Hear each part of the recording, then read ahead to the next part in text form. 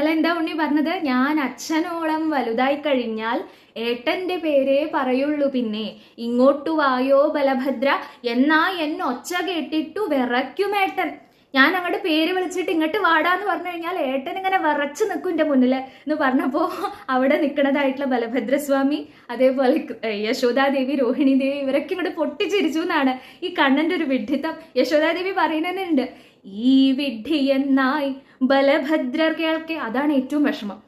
ഇങ്ങനൊരു വിഡ്ഢി യശോദാദേവി പറഞ്ഞത് പോട്ടെ അമ്മയല്ലേ, പക്ഷെ പറഞ്ഞത് ആരുടെ മുന്നിന്നാ? ബലഭദ്രർ കേൾക്കെ. ബലരാമസ്വാമി ഏട്ടൻ അവിടെ നിൽക്കണ സമയത്ത് ഏട്ടന്റെ മുന്നിൽ നിന്നാണ് ഈ പറയുന്നത്. ഏട്ടനെ പാഠം പഠിപ്പിക്കാനാണ് ഇതൊക്കെ പറഞ്ഞത്. ആ ഏട്ടന്റെ മുന്നിൽ നിന്ന് തന്നെ അപമാനിക്കുക എന്ന് പറഞ്ഞു കഴിഞ്ഞാൽ എത്ര വിഷമം ഉണ്ടാവും ഉണ്ണിക്ക്.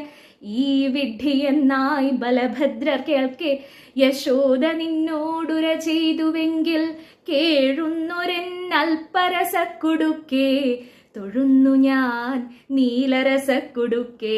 അങ്ങനെ അങ്ങോട്ട് അമ്മ പറയുമ്പോഴേക്ക് ആകെ അങ്ങോട്ട് കേഴാൻ തുടങ്ങി എന്നാണ്, കരയാനൊക്കെ തുടങ്ങി, മുഖമൊക്കെ അപ്പളേക്കും പോയി. എന്താണ്, അത്രയ്ക്ക് അൽപ്പരസാണ്. ഒട്ടൂരിന്റെ അൽപ്പരസ കുടുക്കയാണ് കൃഷ്ണൻ.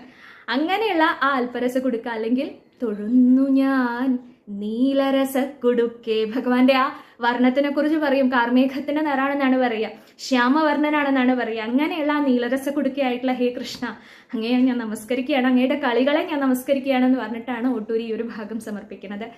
ഈ ഭാഗവതെ ഭഗവാന്റെ പാദത്തിൽ സമർപ്പിക്കുകയാണ്. നമുക്ക് എന്നും ആ ഭഗവാന്റെ ബാലലീലകളെ മനസ്സിൽ കണ്ട് ആസ്വദിക്കാൻ സാധിക്കട്ടെ. എന്തിനാണ് ഈ കൃഷ്ണകഥകൾ വീണ്ടും വീണ്ടും പറയുന്നത്? ഒരുപാട് പ്രാരബ്ധങ്ങൾ ജീവിതത്തിൽ അനുഭവിക്കുന്ന ആൾക്കാരാണ് നമ്മളൊക്കെ.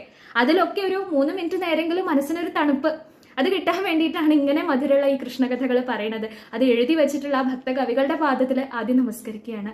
എന്തായാലും എല്ലാവർക്കും ഒരു നല്ല ദിനം ആശംസിക്കുന്നു. ഹരേ കൃഷ്ണ.